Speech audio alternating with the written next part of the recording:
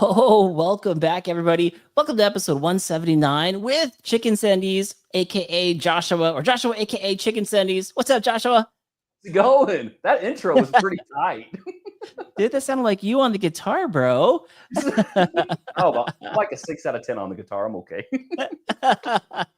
What's happening to everybody in the chat? Thank you all for tuning in. Man, this is going to be great. I got Josh on the line. He is, if you guys haven't checked out his YouTube channel or Instagram, it's Chicken Sendies. You're going to see guitar, you're going to see skate, you're going to see obviously mountain biking, but the dude rips, and he's been fun talking to. He's also a dad and holding down jobs. I guess we got a job change as well. So we're going to talk a little bit about everything. As always, feel free to chime in the chat. We're very interactive. And let me see, Josh, do we have a whole shot winner? Whole shot winner is the first person that makes a comment at 6 o'clock. Oh, we got Johnny out there. He did a little early, 5:54. We got Jeremy Taylor in the house. He commented at 5:56. And we also, Trail Monster almost got it. He got 5:59. And the winner of the whole shot tonight, ladies and gentlemen, is the Dusty Dutchman. Dusty. He got it. He got it. I think he's going to jump on too, because you and I are going to a thing called Creator Camp. And we could talk about that later in the show, and we'll have JT jump on as one of the organizers of that. But let's get into it. I mean, mountain biking all the way out it's Indiana, right? Where you are? So I'm actually the Illinois side, but I'm like 30 minutes from Indiana. So I can get to Indiana pretty quick. So that's okay. So, and some of the trails that you ride out there they look pretty fun. I mean, there's so many things that I need to go do and see. But the one park that I saw I think it's close to you is a park called Griffin Park. Yeah, so Griffin Bike Park, and the Santa Claus looking guy that you always see right with me, Rich Moore, he got the big old white beard. He's actually the park manager. So him and I hit it off like 3 years ago. I don't really remember like how we started riding together, but just a terrific individual. And him and I, who went to Whistler together and stuff over the summer, and just an amazing individual, a terrific rider. He's been riding for 30, 40 years now. And this guy, he's just a monster. And, one of the cool things about Rich is he's like my safety net when I'm learning new stuff. He gets in front of me, he sets the pace, and I trust him, so I go. And, he's always joking around about saying, don't follow me, that kind of stuff. But he knows I'm going to, and I know he's going to lead me to victory, so I'm not too concerned. That is great. So he's the bike park manager out there. So that's a good dude to have you get towed in by. Oh, yeah. He is a shredder. I mean, he is so fun to ride with. And I mean, I just don't get it, man. He always sets just a great pace. And, when you ride with him, it's just, the adrenaline and energy's through the roof. He's just such an awesome individual. So very thankful that I could call him a friend. That is cool. Now, Griffin Park, I see drops there. What else does this place have? So Griffin Bike Park, everything? So it's interesting because it's, like I said, it's like an hour and a 10-minute drive from me in Mattoon, Illinois. And it literally is a cross-country style bike park because it's Indiana, right? We don't have a ton of elevation, but it's an old strip mine. So kind of like roller coastery, and they've basically used all of that and the elevation to its advantage, in the sense of, they've used the descents and all that from the strip mine to be able to make this really great park. And it's pretty impressive, the amount of just trails they have and features they have. But of course, everything has ride-arounds, but they have the double blacks, the blacks, that kind of stuff. It's, of course, a lot different when you compare a black from Indiana to like a black at Whistler or something like that. But just between the features they have, the drops, the jumps, and all that stuff, it's such a great park to learn. And there's literally something for everybody. It's just awesome. That sounds fun. And it doesn't sound too far away. We're looking at a couple images now of it. So, I mean, for what they have, look at this jump line. Look at that. Some of those lips are made out of wood. Yes. What? And right now the jump line's basically flattened. Rich is redoing the entire jump line right now, which is awesome. So I'm really excited to see what he gets done there. They have a real cool dual slalom, where they run dual slalom races typically on Sundays. And I mean, the place is awesome. And it's kind of so Griffin Bike Park, there was a Griffin who sadly passed away, and he served for our country. And this is kind of the Griffin family is kind of what started this whole project. And it was just awesome to see how it's gone and where it's at now. And it's just so impressive, just how the community's backed them and all that. And there's a really cool trail called the Freedom Trail. And I mean, it's just, you'll see pictures of people who have sadly have passed away in service during service, just for like a memorial. And it's really cool how all that's there. That is really cool. Yeah. I think I saw that on your Instagram. There's a scene where it's on the trail. It's like a bunch of posters like stuck into the ground, Yep. and they were all service members. It looked like Yes. Yes. that. Okay, so that's to honor some of them. They all passed Oh yeah, away. it's so Jeez. cool, and I love that they do that. I mean, it's one of the greatest sacrifices someone can make, and I mean, it's just cool that they do that there, and it's just awesome. It's really cool, and the crazy thing for me is when you're riding and you see those, and like, I'm not super old yet. I'm about to be 35, but a lot of these, they were 21, 24, and it's just like, holy cow, they were so young. So young. Yeah, and Yeah. it's kind of eye-opening, just like how fortunate, some of us really are. So Yeah. That's insane. That's insane to be that young. It's just a kid. Just Mhm. a kid. Oh, That's yeah. crazy. That's crazy. Man, that's cool that they did that. That's cool that park is close to you. Just looking at it, it looks like there's so much to do there. I mean, Oh, yeah. is this still part of the jump line right here, or the jump area, or is So, this like yeah. a session So, jump that they it's have? kind of like a progressive jump line. I think those are their 7 or 8 foot lips. I don't recall. I think they're 7 foot. Okay. But, yeah, those things are monsters to hit those. And, yeah, that Yes. guy back was absolutely mental. Looks like that was on a BMX bike. Oh, dude. There are some shredders Very that are around Terre Haute. I mean, just hardcore riders. wow. And this was getting me into the question that I had when you and I were talking earlier. It's like this helped you prepare for things like Whistler. Yeah, sure. And like, man, Whistler was like obviously the trip of a lifetime, right? I mean, that's like the Disneyland for us mountain bikers. And, being able to go with Rich was one of the coolest things I've experienced in my life. And, but no, it was just wild how like just getting towed in and trying to learn and do things and whatnot. And it's just, man, I don't, and there are some features at Whistler you just can't prepare for, like at all. It's just, it's huge. Yes. Yeah. Yeah. I mean, the one trail that my son and I were really stoked about was A-Line, but we did progressive trails up to it. So I think there was one called Seymour or Seymour Yes. Butts. That's so good. That jump line's awesome. That's so good, right? And then what's the one that's kind of off of Seymour? It's another like beginner trail towards A-Line. It helps you get ready for It's A-Line. like a lot of the blue ones, like Ninja Cougar and all of them are kind of like tucked away in there between A-Line towards the bottom. But yeah, I think Crank It Up, I think is what it was called. yes, Crank It Up was one of my favorite ones. That's the one at Dude, the very top that has the wall rides, right? Yes, Oh exactly. yeah. Yep. Oh, that thing was awesome. That was so That fun. one. It's so good. It's so good. In fact, here you are on Fade to Black. Look at that. Oh yeah, that was the highlight of the trip for me. I couldn't believe that. I just good Lord. It was monstrous, man. I just, and you like, and of course the footage does it like no justice in my opinion. Like you stand at the top, that first drop, there's like a stump right below the bottom. So like a giant tree stump, and you're like looking down and you're just like, holy cow. And then just like, in this video, like I'm just like screaming. I'm so excited. Like it was such a great feeling to hit this and to clear it. Man, I was pumped. It was awesome. That is awesome. And for the folks listening in, this is your first attempt at it. So this is like this is like the stoke that you're getting here. I'll give some audio. Yeah. That was loud. Oh my gosh. Let's go. Gotta love that, man. That stoke is the best. Oh my goodness. That is the best. I was literally up top looking. Rich did it before I did. Rich did it. And I watched him do it with a gentleman by the name of Matt Johnson. Super awesome individual. He actually does a lot of the enduro races around St. Louis. And we were randomly walking, and he's just like, Rich, he's yelling, and we look, and they're like, hey, that's Matt. Just like, what are the chances What are you that you doing go to here? Whistler and you run into somebody that's like right next to you?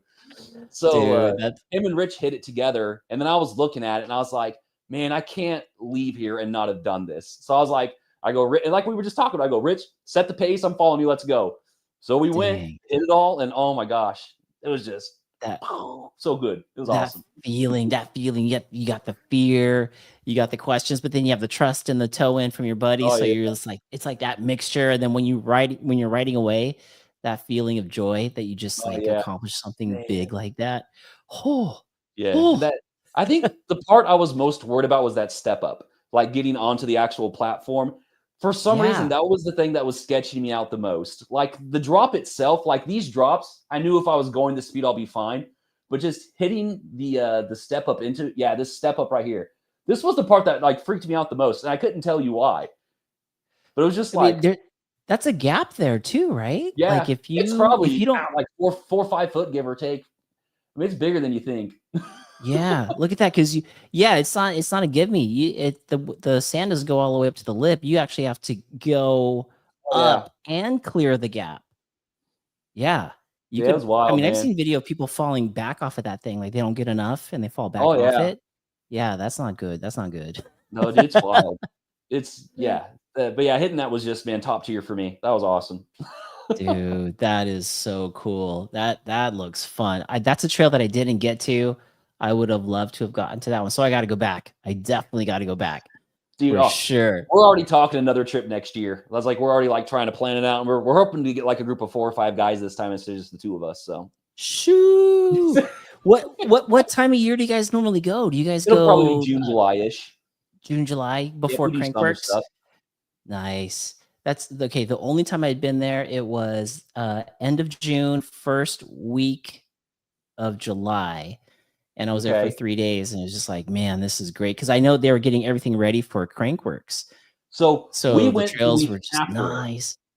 Oh, So you they were did? tearing down all the jumps and stuff while we were there. So while we were riding up to the top, we saw the cool jumps and stuff they had this year, or I guess last year technically. But we had just went, or they had just gotten done. And I don't remember if we went like we were like there like a Thursday, Friday, or a Wednesday, Thursday. We were there like the middle of the week, which was also awesome because we literally would come down and just straight back up. Like there was no lines or There's no anything. lines. Oh yeah, it was Oh great. man. Yeah. Oh man. Wait, yeah, what zone's that called again? I forget. The Garbanza? sorry, Garbanza zone? That sound Garbanza right? zone? That sounds right. That does sound Something right. of that nature? Because there's like there's the chairlift that you could take Yeah. that goes up and over the jumps where Crankworks is, and then there's the gondola to the right. Yes. Um, Did you ever yeah, go to the very top? To I like hit Blue didn't. Velvet and stuff? No, somebody said to hit Blue Velvet because it was so flowy and so many berms. Did you guys hit it? So you know, like down at the bottom, it's like 70 and sunny, and like by the time we're at the top, we're like shaking and cold. It's snowing. You literally go through like all the seasons as you get to the top. It's like you're like kind of sweating, so like you get super cold because you're like wet when you get to the top. It's like good grief. But yeah, no, yeah, Blue Velvet was awesome. We went to the top. I think we went to the top 2 or 3 times, but it was, you know, we only got to ride 2 days, so we were there. We flew in, rode the next day, rode the full day, and then flew home the next day. But honestly, like for where we're at, because we don't do a ton of downhill riding, and it's different muscles. You know, I mean, I think if we would have rode a 3rd day, we would have probably got hurt. I mean, we were to the point to where we were pretty sore and felt good, but I mean, we rode hard for those 2 days. So Yeah, yeah. Yeah, once you start getting tired and start your body and your mind aren't synced up oh yeah, anymore, it starts getting a little sketchy, which is scary, especially there. I mean, at trail oh speed yeah, there, your trail speed, you're hauling oh yeah. ass. We ran At least into I feel like. sadly, say we ran into a couple injuries sadly while we were there. It's just Oh heartbreaking, man. I no. hate when that happens. So Oh man. yeah, Yeah, yeah. I remember our first lap, it was my son and I, our first lap on A line after we'd done Crank It Up a bunch of times and we did Seymour a bunch of times. And then a bear got on Crank It Up. So they closed it. And you know, like he just went when you're shred. going that way, yeah, you're He just going that went- way, you're and they're like, it's all roped off. We're like, oh no, how long is it gonna be roped off for? They're like, I don't know. And my son looked over and you could see the entrance to A line not too far away. So he's like, well, I think it's time we hit A line. So I'm like, let's it was do little man doing it. Little man did it. Yeah. And I said, let's go check it out. Everything's supposed to be tabletop so we could roll over everything. Josh, we dropped in, and the first lip we saw, he started sprinting for it. And I was like, oh my God. Here we go. Here we go. Yeah. Yeah. Oh my God. He was killing me. I was so scared. And then I was trying to keep him in frame in POV. So that I was scared because I was like, what am I doing? Yeah. Why am I doing this? But yeah, that trail. So our warm-up our warm-up run, okay? We started on the green, it's super easy. And then we get to like one of the openings because it's like broken up, right? There's like 4 or 5 sections of A line. So you pop out and pop back in. Yes. So we're going and we're like, oh, where are we going? And Rich is leading. The next thing we see, Rich sees A line and he goes, oh, let's do this. Our very first run down. Oh my God. Rich goes, and we end up hitting the A line on a warm-up run. I'm like, what are you doing? We get down there, and then I have the GoPro footage, and all you hear me go is, that was a terrible idea. And he goes, that was great. Like, come on, dude. Welcome to Whistler. Literally. I was like, good grief, Rich. He's like, you had a good time. I was like, yeah, it's not the point. Oh man. Yeah, that would be you survived. So you're like, okay, we're good to go. And luckily it was like the bottom part of the A line, so it was more of just like the techie portion of like the rock rolls and stuff. It wasn't like the crazy jumps. So it was the end. Was that before or after the step up that goes looks like you're gonna hit a gondola? I think it's right after. Right after, okay. I think it is, yeah. Because I'm pretty sure it's one of the last ones before you pop right at the end. So okay, yeah. And it wasn't a super long section either, which was nice. But it's just like there's like some hairpin turns basically, and there's just and like the crazy part was after Crank, right? We went, so a lot of the trails were kind of worn out a little bit because there was so much, people riding through. But I mean, like you put your wheel and like probably a quarter of your wheel to half is just like in a hole. And you're like just going like, holy cow. Yeah. And it looked like you had a DH bike on this right here. Oh yeah. So there was a couple things. So those were the Santa Cruz, I think the V10s. Is that what it is? The downhill one? Okay. Yeah. So we rented those first time on a downhill bike, first time on a rear coil as well. So like just getting used to it was really weird at first, but I couldn't believe like how planted it felt. Like it was awesome. Whenever like I started to go and stuff, like I never really felt my hands still hurt from Whistler. JT, my hands still hurt from Whistler. But no, it's like, so like I had like a lot of issues in the beginning, just getting used to the bike in general, right? Like just trying to figure it out. But like once I got used to it, I couldn't believe just how supple and nice it felt. Like even if you overshot, like on Seymour, like you would hit those and like you couldn't see the landings, right?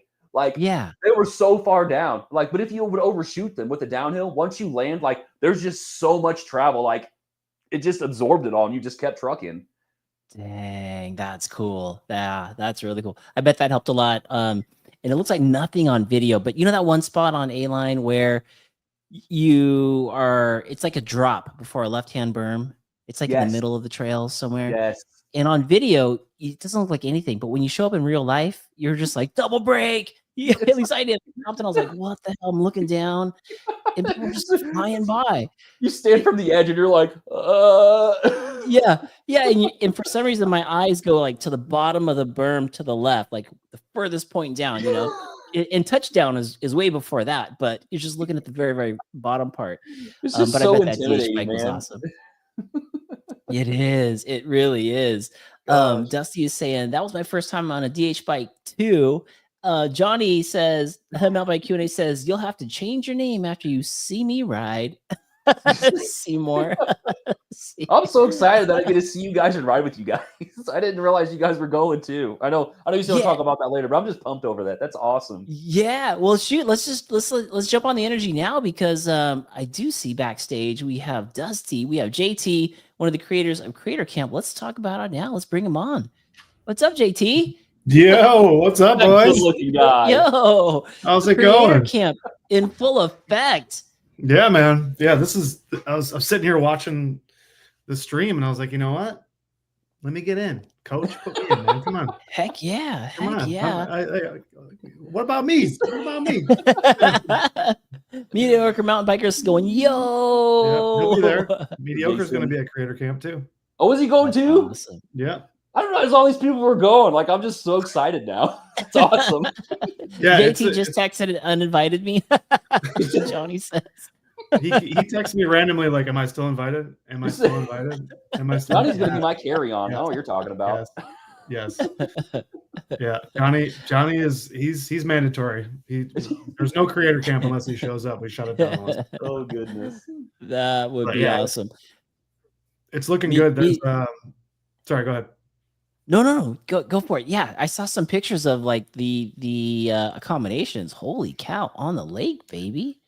Oh yeah. We want to make sure that you get the North Woods of Wisconsin flair and get the whole experience while you're there. So yeah, the part of a big part of the North Woods of Wisconsin is the lake life, man. The woods and the lake. So I think I got Josh, I got you at the Sportsman, and that's right next door to the spot that I sent you, Mark, the Norse Lodge. So the same property has a motel, and then it has that Airbnb, that lake house. Both of them are on the lake. Both of them have separate piers and all that. But so it'll be a pretty cool creator compound over there, because there'll be 5 different people staying at the Sportsman, and I think like another 7 or 8 staying at the Norse Lodge. A bunch of people will be camping on site, and then myself and a bunch of people from this part of town are going to be at HQ, which is another lake house like 5 minutes away. Oh, that's so lodging's dialed. Yeah, we got lodging dialed. A lot of people stepped up to give some of these places that are not cheap. Like these places during peak season are not cheap, but they helped us out a lot, so that it's extremely affordable for everybody to come stay there and enjoy the high-end lake houses. Dang, that's gonna be amazing. I can also imagine we should just get like a film crew to go to each house and do like the real world type of thing. Yep. The real world of mountain biking. Yep. Just And this content. Potentially this will be the last year that we end up using that property, depending on how this event scales, because the whole idea originally around Creator Camp was, so Windman expands every year with the Windman Trails. It's like every year they're dumping so much more money into the facility, and so they're opening this year their campground, which is on site. There's a whole trail that goes to this super high end campground with like this beautiful bathhouse with this showers and saunas and jacuzzis, and it's like top of the line camping. But they also have multiple different size cabins. So they have like big cabins, they have like tiny homes, they have places for RVs and regular tent camping. But the idea is that eventually we'll get everybody there. Once all the cabins are open, all the buildings is complete, once the campground is completely built out, everybody will be on site. And so it'll really, really feel like camp. Because no one will. Yeah. And that's the idea. That's why we want all the food catered in, all the drink, everything. So that just like camp, you show up to camp, you're there for the weekend. You don't have to worry about anything else. You don't have to go anywhere. All you do is you ride your bike and you film content and you hang out with your friends. I love it. Johnny's actually asking us how many people are actually going to be there. Then to piggyback on that, if we bring a bike, what bike do we bring? Do we bring a trail bike, an enduro bike? What would be the best bike for that spot? Hardtail. Well, I'm bringing a hardtail. I know Josh is bringing a hardtail. Yeah. You gotta go fast.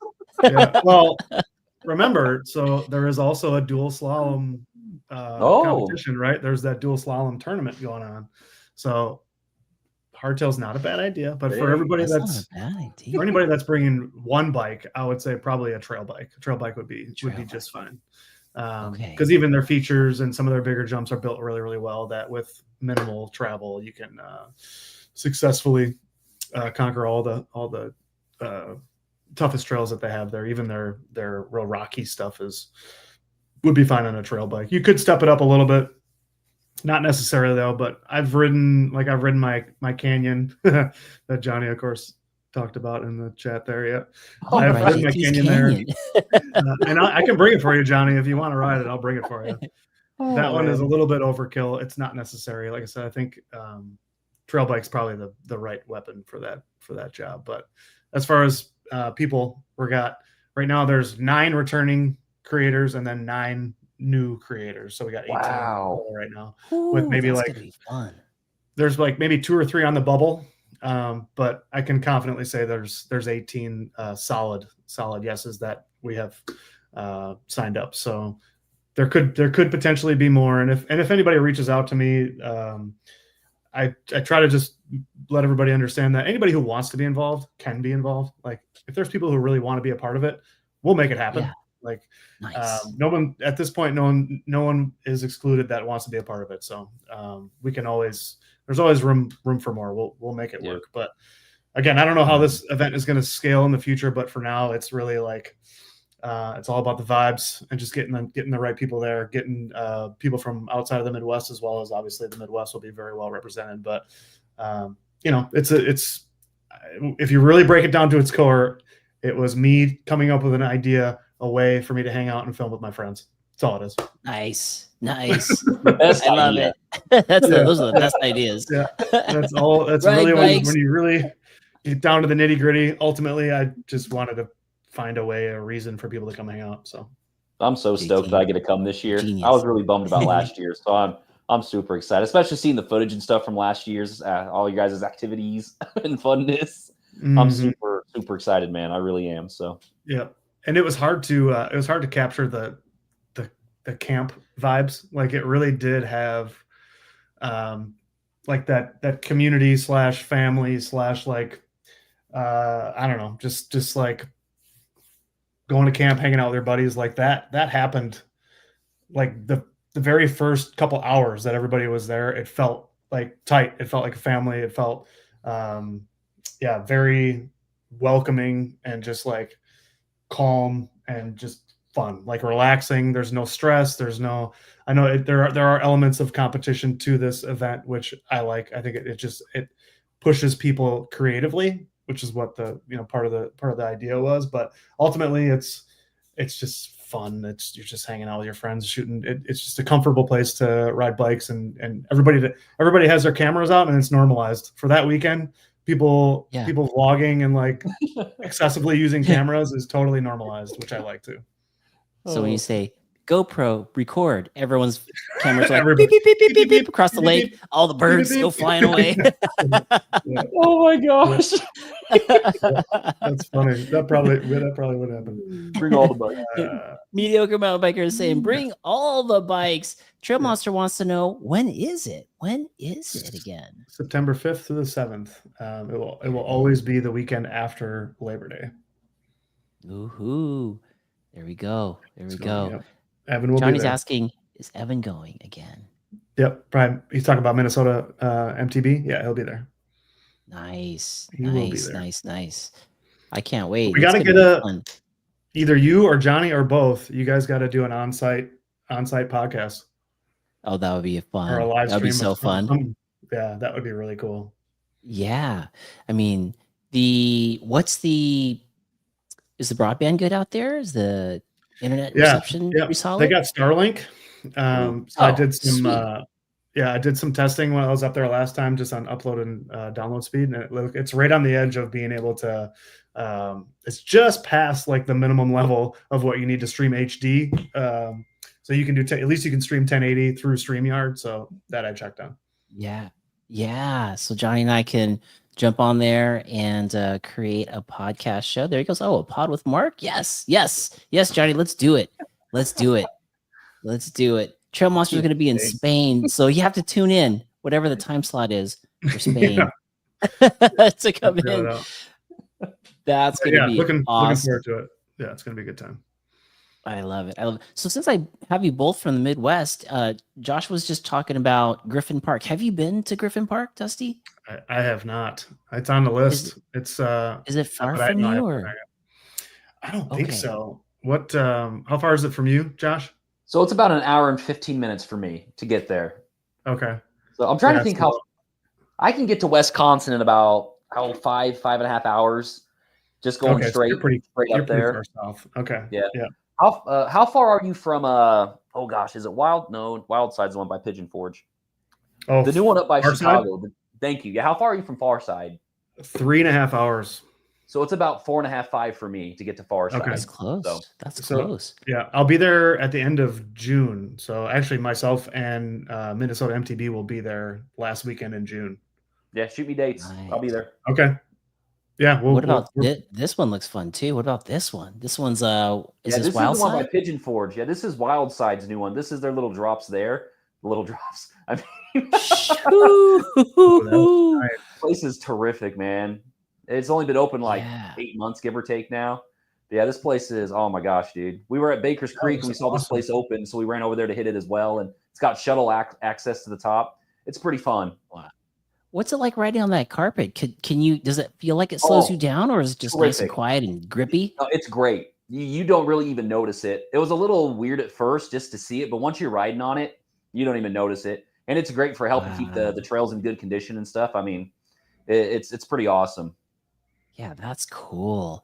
You guys have a lot of stuff out there that, I mean, you know, when I first went to a bike park, I had no idea about. I went to the Highlands Bike Park in northern Michigan. I knew nothing That of it. looks And I got there, awesome. I was like, this is amazing. This place is incredible. Midwest has got some stuff. They kind of That's just for pop up out of sure. nowhere. Like that Wild Side, like we usually go to Baker's Creek and Rich is like, hey, there's a new downhill park called Wild Side by Pigeon Forge. Let's check it out. Okay. Just like out of nowhere. Wow. Dang. And then both you guys are close to, let's see, this one right here, I think. Well, not close, close-ish. You guys are, there we go. Ray's Bike Park. Yeah. That's not too far from you guys, is No, it? 4 I haven't hours been to from that you, one. Josh? And It's about Oh. 6 hours for me. This is the winter getaway. This place is great for that. Get an Airbnb, stay for the weekend, and just go shred. oh man, JT, you Yeah, would I love gotta it, get there. especially on that new hardtail that you got. Yep, Shoo. yep.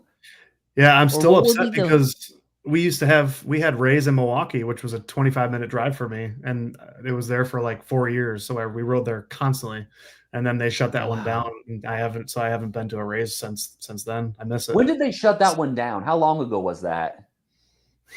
That was a while. That's got to be I was thinking it was a bit 7, ago. 8 years ago, probably. It was a while. So, yeah, and so this one, they just actually redid it. You've been there since the satellite room and stuff, right, Mark? Was that when you went? The satellite room Yeah. was all there and everything? I had So- no idea how to operate in there. I was like, what the Oh. heck do I do in here? That all these craters. Oh, I was there. Phil Metz was there when I was there that weekend. His very first run. Oh, yeah, it was wild. Super chill dude. Just talked to him for a little bit. Super nice individual. But just seeing him like ride that La Bamba, dude just shreds. Like he goes to that satellite room and he like works for NASA in there. It's like, what's he doing? It's insane. He's just like Have you seen manually the this? entire thing. It's like, holy cow. That's crazy. Dude, JT, He's there's also a on a bike. room. There's a whole room in there, and it's just a bunch of like craters, like a bunch of bowls. It's just Yeah. bowl. Oh yeah, And- yeah. You know, like him, guys like Phil, guys like Alan. Is it? I forget Alan's last name. Metz. Geez, Alan456 on Instagram. The dude rips. He's at Rays all the time. But they're literally hopping out of the bowl into the bowl, into the bowl, into the bowl. And they just go all the way around the room like that. And then you go there and you're like, my bike doesn't work. I don't know how they got that to do that. I would have been so much better on my skateboard than on my dirt jumper in that room. Right? I Same. was like, my bike was not doing what I wanted it to do, and I was just like, Yeah. "What is happening?" It's like Yeah. that scene in Talladega when you're just like, "Ugh." Yeah. I got in one of the bowls and I just did a circle and I think I just messed everybody up because I kept doing circles. I was like, wee. As long as you're having fun, that's all that matters, right? Yeah. Everybody in line was like, hurry, come on. Oh my Let's go. gosh. So I didn't know that there was another race. So was the same owner? The one that was by you, JT? Yeah, I believe so. Yep. Same owner. But the Interesting. one that was in Milwaukee was, it eventually got like, I think financially backed by a Trek. So because Oh, Trek dang. is in the area, so like the Trek headquarters is just a couple hours west of me. So there's a lot of Okay. Trek influenced stuff around here, and Trek puts a lot of money into a lot of the places all around there. the rentals are treks as well, so that makes sense. And then they have the green. I think do they have a trek trail? I'm trying to recall, but that makes sense. And if they're backed by trek because of that, so yeah. In fact, they're in a couple weeks. I'm going up to Hayward, Wisconsin, where the Birkenbeiner, that really famous cross country ski races. So they took the mountain there, Telemark Mountain, and they're turning it into a bike park as well, and that's also powered by Trek. So that I'll see that in a couple weeks and report back on that, because those trails are like almost 2 years old. But they reached out to me and they want me to come out and try to show off the trails a little bit. So I'm actually gonna get to ride an mountain bike for the first time. Never ridden one. No way! Oh, heck yeah! I just rode mine for the first time 2 weeks ago. We went to Shepherd. Have you ever been to Shepherd Bike Park? Have you been there, Dusty? So it's in Ironton, Missouri. It's random shuttle downhill park.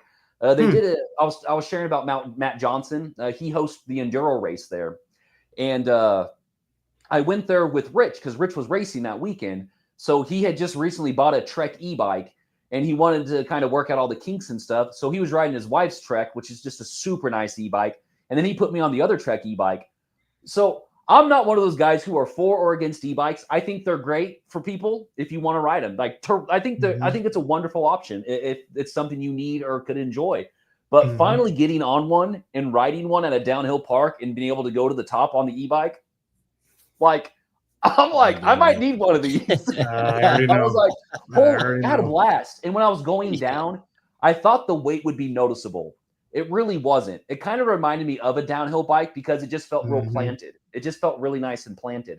But I was like, put that thing kind of and just go. I was like, this is pretty nice. Yeah, I got it. In California, I love that. I see Teddy Parker on the line. California trails, you climb so much that when you get the e-bike, you're just like, okay, so I just go to the top and then point the sucker down and I'm fresh, ready to go. I love it. Here we go. Here we go. What a game changer. Oh man, yes. It blew my mind. It really did. And it was still a workout. I wasn't in turbo. I was one below turbo. I was still sweating. I hurt the next day. Now it wasn't nothing like I guess they call them acoustic bikes now is what we go. Is that the term? I don't even know how it got that acoustic and analog. Like, what is that? I know. But it was awesome. I was blown away. It was so cool. So, and I can think of quite a few places. Like, say I went to Kohler a lot more over in Bentonville, it would tear that place up. I mean, and now that the trail to the top's paved, you could like what a win! Holy cow! Yeah, you could actually enjoy it. You could enjoy the up. Yeah, yes. I mean, it'd probably be like a 10-minute climb at the tops. I mean, it's all paved. You just go. It's like a mile long, I think. I mean, and I'm sure it wouldn't eat much of your battery, but yeah, gosh, like all the traveling I've done without an e-bike, I'm like, this place would be great for one. This place would be great for one. This place would be great for one. You just think about it, and it's like, man, it kind of makes sense. Yeah, I got lucky last year when I went to Bentonville. I brought the decoy. I just left the battery at home, but I brought it because the YT Mill opened up in Bentonville. So I was able to go in there, grab a battery, put my bike together, and shoot out. But yeah, I rode Kohler, did all the stuff. I mess up on a jump, and I'm like, no problem, because I can go back up and hit it again. And then at the end, they're like, you guys want to go to the castle? Like, sure. Pedaled over the castle, got the castle. You guys want to go back to Kohler? Sure. Went back over. It was just amazing. But speaking of e-bikes, did you guys see Biking with Bobo might be back to doing his comedy stuff? Did you see the latest one that he did about e-bikes? No, I must have missed that one. No. Oh God. Yeah, I gotta play it for you guys. This one is so funny. It's entitled "The Guy Who Invented E-Bikes." I'm gonna play it for you guys. Let's get the sound. Here we go. Whoa, what have you got there? Oh, this? Well, it's a mountain bike, except I put a motor on it. What? Huh? Wow, that is amazing. I know, right? I bet with that you could ride all day. And I bet it makes climbing like super easy. Oh, I suppose. I really didn't think about that. You didn't? Yeah, no. I'm just doing it to piss people off. Yeah. Wait, what? Oh, yeah. It's really going to upset, like, a lot of people. But why? Why what? Why would people get upset? Oh, because people get upset over just about anything these days. Yeah, but, I mean, you can ride, like, twice as many laps now. Oh, way more than that. Or if you have, like, a disability. Yeah. Or maybe you're a less abled person. You can actually be able to ride, like, in general. Oh, yeah, I mean, I guess, but the main focus here is to make everyone really angry. But this is going to open up the sport to so many new people. Yeah, see, I don't think you're getting this. I don't think you're getting this. Oh, I invented it. I've got it. Yeah, but I'm all over it. I mean, look at you. You're the first guy to ever see one, and me, and we're already arguing about it. I'm perfectly calm. No, I'm pretty sure you're upset. I'm not upset at all. I think this is a great idea. Well, you better get used to them. I'm fine with it. I love it. Because it's the future. Again, not upset. Yeah, Okay, well, not even in the least. I'm gonna, just go ahead and do 30, 40 more laps now. That's great. Okay, all right. Bye. Okay, bye. Bye. Hey. What? Okay. I hate him now. Why is there so much truth there? There really is. Hey there. Good. That's really good. Oh my gosh. That's really good. I got a little Terre Haute group. You get his- A lot of us that ride together in Terre Haute, and freaking riding dirty stuff always gets shared in that group. And Eric's such a chill, Riding cool dirty. dude. He makes all of this e-bike stuff, and it's just hysterical to me. It is really good. I do appreciate his because he's unfiltered. He's so unfiltered. Oh yeah. He is. Oh my gosh. Remember when Johnny said we were talking about what's in our algorithm? He goes, somehow riding dirty's got into my algorithm, so it's all fucked up. Yeah, it's good. I like it. Yeah, Something's wrong. yeah. He says a lot of things that I feel. For sure. They're always just top notch. They're so good. The e-bikes suck. Marty, e-bikes suck. And then, do you ever just get lost in the comments though? You just start reading. Always. and scroll. Oh yeah. Oh, great, there goes an hour. Yes. You know, just Sometimes run I into the read comments. Sometimes I spend more time reading comments than watching videos. Like, I'm just like, this person really just needs a hug. I don't know what's going on. Eric and I share so much fun stuff on the Insta. Yeah. Gotta love the dirty. Gotta love man. dirty. Yeah. He's hilarious. Oh my gosh. So you guys, with Creator Camp coming up, we have a lot of people going. JT, can you kind of like tell us a little bit about what we may be in for? Like, are we shooting with the GoPros? We shooting with Insta 360s? All the above, DJI, or is it Yeah. GoPro only? Yeah, it's run what you brung. Yeah, it's whatever. Okay. It could be a phone. Use whatever you want. Ultimately, Sweet. so basically, like at noon on Friday is when the games begin. Everybody will get an email at noon with all of the contests. So it'll be the same as last year, where there's 2 quick contests and then there's 2 what we are like the main contests. So the 2 quick contests will be the ones you probably want to focus on first. And then after the weekend is over, that's when you could submit your best photo, best video. But each contest, so the 4 contests will each have a very specific subject matter. So, and that's what you find out that noon on Friday. So you read the email and you will get the guidelines for the 4 contests that you'll be participating in. So we want people to be able to leave with prizes. So like we'll have awards on Sunday. So we wanted to have quick contests so that way people can actually win stuff while they're there, take something home with them, kind of celebrate with everybody around. How cool. So yeah, we'll do the twins tournament bracket racing, which is the dual slalom. We'll do that probably at like 11 on Saturday. But yeah, ultimately Friday at noon, you'll get your contests and the rules regarding those contests, and then you get the entire weekend to create content around those contests. But in between there, we have happy hour every night. So Windman has a chalet that is also like a pro shop and a bar, and there's a big fire pit and a big communal area. They have like a hammock farm, like it's like they got all these hammocks that you can hang out at. And, Dude, heck yeah. we're hoping to get either Mr. Sendies or Mr. Ace Bike Media to maybe play some guitar solos for us at some point, because Sweet. that chalet also, you can plug into it and it'll play all around the speakers all around the park. So No way. That's awesome. yeah, that is pretty. So I'm hoping to get some live music out of you guys, just kind of off the cuff stuff. You know, whenever maybe I a try Star like Spangled Banner or something. That'd be cool. I try to keep my channel like pretty mountain bike, oriented. Every now and then I'll throw some random stuff on there. But it was so funny because when I started putting a couple little like guitar things on there, how many people reached out and they're like, "Hey man, I play guitar," and that kind of stuff, and then you start to share that kind of stuff with you. It's just really cool because I didn't really think about it at the time when I did it, but it's just really awesome. Like just music can really just bring people together, kind of like how mountain biking is too. It's just awesome. I love that aspect of just life in general. Yep. Yeah. Yeah. There we go. For people that are tuning in on Instagram or on iTunes, that was Spotify. today, wasn't it? Here's the new one, right, Josh? Didn't that just come out? Yeah. I was just going through TikTok and I see these videos all the time, Mr. Panface. They're hysterical. And I hear this song, I'm like, oh, I can play this one. And I'm like, I think I got pancakes in the cabinet. Nice. But I was gonna make a pancake and put that on my face. And then You got two grills going there? 2 skillets? That's And amazing. then I was like, I'll just cut the box out. I think that'll be funnier. Oh my gosh. This is why I'm long glad have that. you- Sorry, go ahead.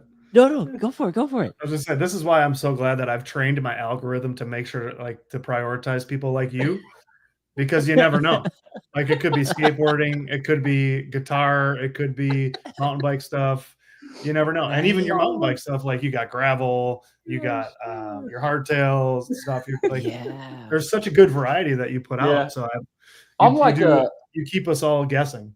So like when it comes to bikes, I'm a big believer in if it has 2 wheels, it's fair game. That's kind of how I am with it. It's just- so, but I mean, so it was kind of weird. So for like 3 years, I rode only hardtails, and I think I may have told you this, Dusty. I don't recall for sure, but I used to have a Canyon Strive. That was one of like my first like nicer full suspension bikes, and I got that. And I'd only been riding like 6 months when I bought it because you're like, ooh, new shiny stuff, Yeah. And then I realized that it really kind of hindered my learning in a weird way. So I went back to hardtails, and I specifically rode hardtails because if you don't pick a good line on a hardtail, and it You really pay for honed it. in my skills, if that makes sense. And it just helped me 100%. pick and choose what I wanted to do. This was to date still one of my favorite builds. This NS And a single speed. I've had this for 4 years. It used to be black. I have a friend who owns a car detail shop, and he paints. It's a repair shop. And I reached out to him to paint this for me. So he actually painted it with automotive paint. And I mean, Wow. it totally transformed the look of this bike. And a lot of you guys know I'm really big into blinging out my bikes. Like, I love it, and I have so much fun with it. But man, this single speed hardtail, it's got a 140 millimeter fork. It's got a 65-degree head tube angle, so it's a hardcore hardtail technically. Oh yeah. And Yep. just rips, man. It is so fun. And it's like, it's my training bike. Basically, if I go out and just want to hammer as hard as I can, I get on the single speed. Mhm. I just go to town and just go as fast as I can and have fun. It's just such a fun bike. And I love the colors of it. It's just so stinking cool looking. Yeah, that's how. Is that you take that to the pump track too, or do you take your DJ to Sure. the pump track? Everywhere. I'll take it to the trails, the pump track. And I've taken it to the skate park a couple times, but of course with the dirt jumper, just having, because that's a 29er, the 26-inch wheels make a big difference for pump tracks and skate parks and stuff like that. It's so much easier to do things and turn. But yeah, this thing is it's just so fun to ride. It's just a tank, man. You just go. That Mhm. looks fun. There's actually a video I saw. I forget the YouTuber's name. It's a couple, Kate and Kate. Oh, Plus. Nick and Kate. Hey, thank you.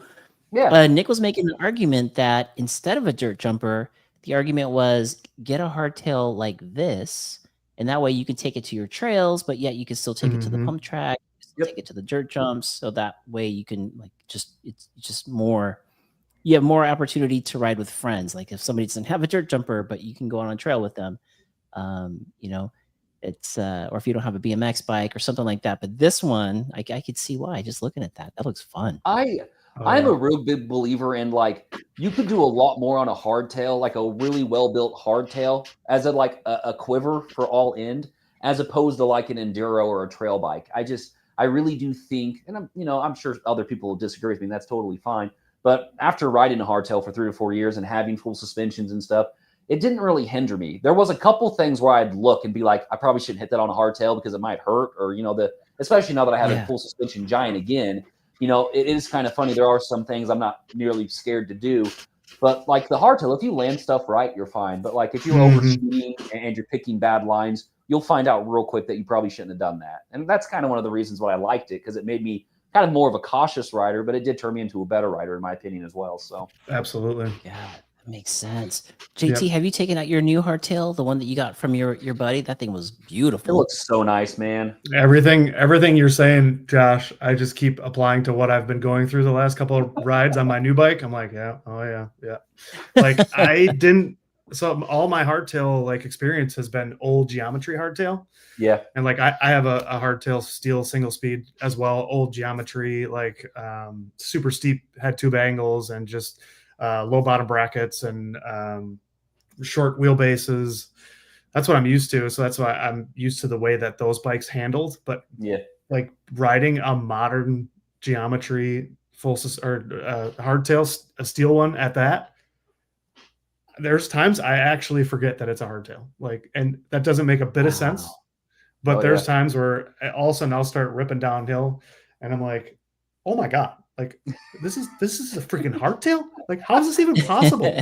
This thing is just and it wants more. Like it's actually like, it's like the more gnarly it gets, the happier it gets. And I'm like, this thing wants to absolutely rip right now. And there's like, hardtails, you get very fast acceleration, obviously, because there's no squat, right? But especially a single speed, you take the derailleur out of the system. Like if you've never ridden a single speed mountain bike, you have never experienced like true acceleration, like from power. And Josh, you can attest to that, but it is wild how much different it is. Even like a hardtail is one step into fast acceleration, and then a single speed hardtail is the next step into fast accelerating bicycles. It's so when you get a chance to ride a bike like that, it feels so much faster than just about anything you've ever ridden when you really put it through its paces. So it's kind of like, it's rewarding. It makes you want to ride faster. It makes you want to ride it harder. I'm loving this journey that I'm going down right now. Like this kind of nostalgic, but with a modern twist. It's pretty amazing. They're a lot more fun than people give them credit for. I really do. And it's so funny because like I've been to downhill bike parks with my hardtail and they're like, you're here on hardtail, that kind of thing. And I mean, if the features are built well and you know what I mean? Like you're doing what you should be doing speed wise, it's really not that bad. I mean, a full suspension is really nice to have the squish, and the oops factor. But I mean, if you're doing what you're supposed to be doing, a hardtail really won't hold you back. I mean, they're just fun. And then I've really learned to appreciate cush core in the rear wheel on a hardtail. Just to run a little bit lower pressure, and then you get kind of a little bit more of a squish effect as well to kind of help in a weird sense. But a lot of times on my hardtails, I would run just a cush core in the rear, but not the front. So I kind of had a little bit of a safety for the rear as well. So yeah, that's a good idea. Interesting. We had a couple questions here. Trail Monster's asking, can I donate to Creator Camp? Absolutely. I'd say Yep. The one area that I'll admit that I'm struggling this year more than last year is getting prizes. You can probably imagine that a lot of places are tightening their wallets, tightening their belts up a little bit here as far as giving away stuff. So I can definitely use some help in the prizes areas. So if people have some ideas of some companies that I should reach out to, or if anybody has a sponsorship of their own that they think could leverage towards getting some stuff for Creator Camp, that would be great. So if anybody who's looking to donate or somehow come up with some sponsorship product, I'm all yours. Okay. Yes, please. There you go. So what Mountain Bike Q&A was just putting in there, Mr. Dutch Guy, do you need more product sponsors for the camp? He says. And side note with that, Corey will be at Creator Camp with the Stave, so both of you guys can ride like my identical bike and see what I'm talking about at Creator Camp. Nice. Everybody will get a chance to ride it to see what Josh is talking about in terms of hardtail. That's cool. Yeah, I'd like to take it down the Solon track and see how it feels. That'd be fun. Johnny is asking, Josh, have you built up your latest bike, and when is that vid coming out? Josh's build videos are so satisfying. Oh, here we go. Yeah. I haven't There yet. it I'm is. waiting on parts. You want to Is see that the this one with frame the though? Is that the one with the snow shovel? Was that the snow Oh. shovel? Dude, that took so many takes because Marley just kept losing it. Literally, I would go to open the box and like, I was like, "Babe, what are you doing?" And she's like, "I don't know." And she's like crying because she's laughing so much. That's so fun. God. I don't know honestly how she puts up with me. So this is actually my new dirt jumper. Ooh, let's Check out get this paint scheme. Oh, cool. wow. Yeah, thing's gonna be gorgeous. Whoa. I'm so excited. I got this from my That's local bike great. shop over at here in town. So, but yeah, Dang. I rode my evil faction for 3 years now, 4 years, and a lot of the parts will be swapped over to this frame. But this will be my newest. I think the rest of the parts should be in next week. So I'm hoping to build it up next week. Wow. What are you putting on that bad boy So or girl or whatever? oh, you're good. Here, I don't know if it'll turn. So basically, everything Ooh. from this. Like the A lot of this will be going on, but for the actual color scheme itself, the accent colors are going to be white. So I have like a tidal Ooh. white stem coming. I'm blacking out the wheels. I have a white chain. So I think it'll look really good with that. Dang, that would look super nice. I'm super stoked. I really am. So I got as much as I could from Pilsen's Pedal Sports, but there was some stuff I ended up having to get from Dan's Comp. So that's the stuff I'm waiting to come in. But I'm hoping to get that build done. Should be next week, and I'll probably take it to the pump track to ride it and stuff. So, What brakes are you gonna run on that as well? so I have Shimano XT, the 4 Okay. caliper or four Yep. pistons. They work great. I mean, Ooh. I think it's a great brake and it works fine. But this one has a gyro, so I'm kind of like that'd be kind of fun. I have the it has the Spins, top look of baby. the gyro. Yeah, that'd be But- fun. I always wanted to learn bar spins, and it seems like a good opportunity. Yeah, God, that would be insane. You'll probably pull it off at Creator Camp. That's There you it. Is there a jump, like a little step up we could practice stuff like that on? Yep. Oh yeah, for sure. Oh, They have a little skills park oh. right in the main, like the That's central awesome. area. So we'll have to save it for the last day, Josh, so we don't get hurt on the first day. Yeah, you gotta be smart about Someday. it. Yeah. As long as you get it on camera, it's good. You're good to go. That might get you. It might get you a win. Bar spins. Look at that. Would be so fun. Teddy Parker saying, I still have my hardtail. Makes the flat trails more fun. Mountain Bike Q&A is saying, Josh, you still working at the bike shop? Oh yeah. So Yeah. employment, like what's going on job wise? So okay, so I'm an interesting character to where like I'm really bad about saying no to things. Like it's just if you really get to know me, I'm a pretty outgoing, optimistic individual. That's just kind of like how I am. So it's really hard for me to say no because I don't like disappointing or letting people down. But here recently, I've learned the power in saying no. And there is, I have a 4-year-old, a 6-year-old. I have a beautiful wife. I'm a Mattoon firefighter. I'm a full-time firefighter. So I work 24 hours, 24-hour shift, 48 off. That's my full-time job. I'm an engineer paramedic. That's my technical title. But my wife had been a stay-at-home for 5 years. She just recently went back to teaching. Actually, she's teaching at school now. Yeah, gosh, I love them so much.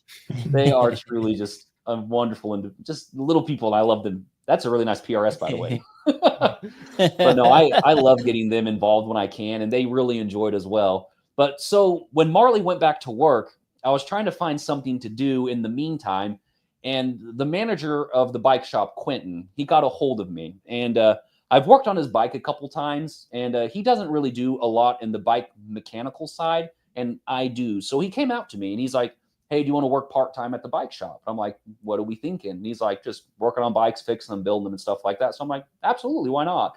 So it kind of turned into a part-time gig for me. But I was also teaching out at the college, the EMS program. I was helping teach out there part-time through Sarah Bush, who's also through the Lakeland College. So I was kind of helping with that. And I sadly just recently stepped down from Sarah Bush from helping the EMS instruction and doing that. And I was kind of getting to the point where I needed to pick and choose because now I was coming home to my wife and my kids, and now both kids are in school. My wife's working now.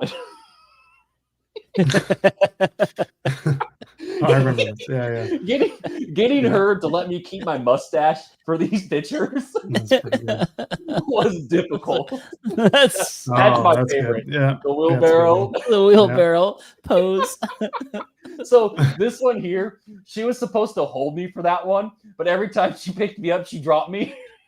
Nice. So I finally These just are put my so leg down. But actually, Quentin, the manager, he's a photographer on the side. And he's the one who did all these pictures. And Oh my I god. bought my mom. My sister and I went into a photo package for my mom for all of us. And when we were done, I'm like, "Hey, Q." He goes, "Yeah." I go, "I got a favor. Can you take like 6 pictures of Marley and I?" Mhm. This is what I had him Smart. do. So mom got these pictures Oh my right gosh! here. Yeah, we all. Oh man, I was so excited when I got them. They're just the best. They're really good. Oh, those are really good. You know, I like to think I'm in a pretty stable, good relationship with Marley. I think we're pretty good. I really do. But anytime I grow a mustache, I swear she says divorce every time. Mhm, mhm. And I, I mean, think you I get grow a a pretty pass, mean though. mustache. I think it looks all right. It looks good, and you get a pass because of the firefighter part. You know, so Yeah, for Yeah. sure. Oh my gosh. that's part of that's part of uniform. Mhm, that is. Those are my favorite like a pictures. prerequisite. Oh man. So sorry, I threw that up there for the folks that are listening in on Oh. iTunes and Spotify. We just throw up some awesome pictures of Josh and his wife, and Josh's epic mustache there. But yeah, so you added the bike shop now to your Yep. to your 24 hours in the day. Holy crap! So, and Wow. the agreement for it is, and Quentin understands it, is basically as long as it doesn't interfere with my life, we're good. And he's been super great about just working around my schedule and letting customers and people who come in to have me work on their bike know that, like, hey, Josh will be in Thursday or Josh will be in Friday and that kind of a thing. And then it's nice because I come in, I have a to-do list. So I'm pretty much busy the entire time. I come in, get everything done, and then I leave. I mean, it's nice the way it works out, and I'm helping him. And I mean, he's one of my real good buds. We've gone on quite a few trips together now. He's going with me to Bentonville at the end of this month for Bike Fest. Bike Fest. You guys going to Bike Oh, Fest? Man, I'm on the fence. I don't think I'm going to be able to make it. I was Oh, originally, okay. but last year we So- went, and then Bike NATO happened, so I was like, "Woo, Oh yeah. Dude, is that a sign?" I couldn't believe that's Yeah. what happened. That's wild. That was wild. That was crazy. I got a call at 2 a.m. Not a call. I got a knock on the door. I was staying at Scott's house. He is one of the guys from Narkinsaw, the Narkinsaw crew. And I got a knock on my bedroom door. He's like, "Hey, Mark, turns out that tornado is coming our way. We got to get down into the tornado shelter." I was like, "There's a tornado shelter?" And you know, when you're just waking up, you don't know if this is like real life or you're dreaming it. Because when we were going to bed, we were having a few drinks and we were listening to the weather. And they're like, "Yeah, there's all these warnings, but it never happens. Don't worry. It's never going to Right. happen." Scott's wife was like, "Dude, I think it's going to happen this time because it's all over the place. Look outside. It just looked ominous. It looked mean." And then so when he woke me up at 2 a.m, I was like, "Am I dreaming or am I not?" Yeah. I guess I better get in this thing. So we go down in his garage and you walk down into this tornado shelter and you pull over this steel door and it has these big hinge locks on it. You lock it down and it's him, myself, his girlfriend, and their 2 dogs. And his girlfriend was so prepared. Leanna had like LED lights in there. She had like a wind-up radio. She had water and treats and everything. But we were listening to it, and as the storm rolled through, you could just hear it outside. And there was a little hole. We could look out this little hole where the locks go to lock the steel door down onto the shelter. And you could see his garage door just sucking in and blowing out and just sucking in and blowing out. I was like, "Dude, you're going to lose your garage." And it got so loud. It sounded like a train. Damn. And just at that moment, it just died like nothing. And we just started hearing rainwater. So we're like, "Can we get out? Can we go? Is it over?" And we went out there and looked. It was just like trees everywhere, branches everywhere. There was a tree in his pool. A big old girthy limb just happened to miss the side of his house and living room window by like half a foot. It was insane. And the sirens and it was crazy. It was crazy. I've never been through anything like that in California, but that was intense. Watch out for those girthy limbs, man. They'll get you. Girthy limbs get you every time. That was the second Johnny time I was- almost got hit by a girthy limb. Girthy limb. It started at the bar, and then Johnny says, I would have slept through it, but Lauren. so Johnny was there. Johnny was from, he's from Miami, so he's like, what the hell is this? Yeah, that was insane. And then Riding Dirty was there. Riding Dirty was Yeah. at his hotel. He slept through the whole damn thing. He woke up the next morning. Everyone's all freaked out, aged by 5 years, totally stressed, and he's kidding. like, Yeah. what's going on? What's the matter? What's happening? Why do I have all these missed calls? We thought he was dead. Everyone's like calling everybody, and I haven't heard from Riding Dirty. He's like MIA. I'm like, oh shit, he was at this hotel. Did they get hit? Meanwhile, he's snoozing, counting sheep. Had no clue. No clue. He's having until the the time of next his life. morning. Oh yeah. Who else was there? Heather Munive. She was trying to get from her van to our other friend Madison and Jared's place where they were staying, and she was in her van when it hit. So she was able to barely make it to the house, but she couldn't get out of the van to get to the house. So she had to bunker down in her van while it went off. So that was intense. Who else was out there? I forget his name. Riding Dirty had a buddy. His name is, I think his name is Chris. I forget his channel. But apparently he had no idea. And when the tornado was going through, he tried to open the front door to look at it. He That's what I was opened it just enough, and he felt all the air wanting to suck him out, and he closed it. But yeah, he almost died. That would have been intense. This is the opposite of ideal. Yeah. But yeah, Steve's car got a whole tree went through. That was the girthy limb right there. It went right through his That was the windshield. girthy limb. Right The through girthy it. limb. He got girth. Such a nice forerunner. It was. It really Yeah. was.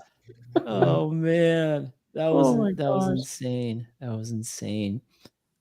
So not making it this year. Not because of the bike NATO, but just I would love Yeah. to go out there. But yeah. Oh man. Crazy how it ended last year. And there were still people like Eric Riding Dirty. He's like, is everyone leaving today? After the tornado? We're like, yeah, there's nothing to ride. He's like, oh, I thought maybe we can get one last pedal in as a group before we all go home. We're like, where? How? There's all the parking lot. trails. Yeah. Yeah. Oh my goodness. It was insane. But yeah. Have you ever been before, Josh and JT? To Bentonville? Yeah. Mhm. I've been a couple Yeah. times. So Couple it's times weird too, yeah. because I didn't go at all last year. And I usually try to make it to Bentonville like 2 times a year. And I don't know why, but I just didn't go at all last year. And Same. so I'm really excited to go this year. So we'll end up going to the rail yard. And we usually hit Lake Leatherwood, which I don't know if you've done Lake Leatherwood, yeah. but it's a downhill park that has shuttle access. And it's about 30 minutes outside of Bentonville. But it's that super sounds fun. cool. I mean, it's kind of like rocky, not like all dirt, hard packed trails, but it's a really fun downhill shuttle park, and we love hitting that place. It's pretty gnarly.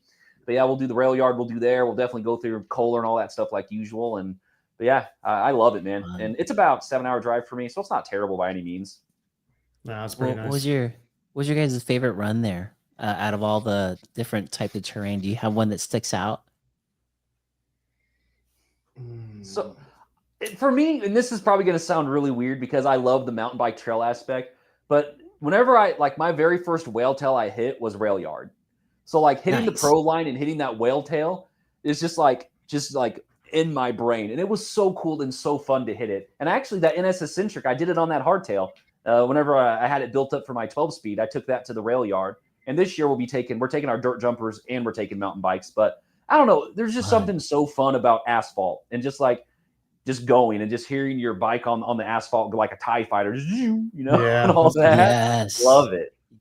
Yeah. That was good. How about you, JT? You're racking your brain.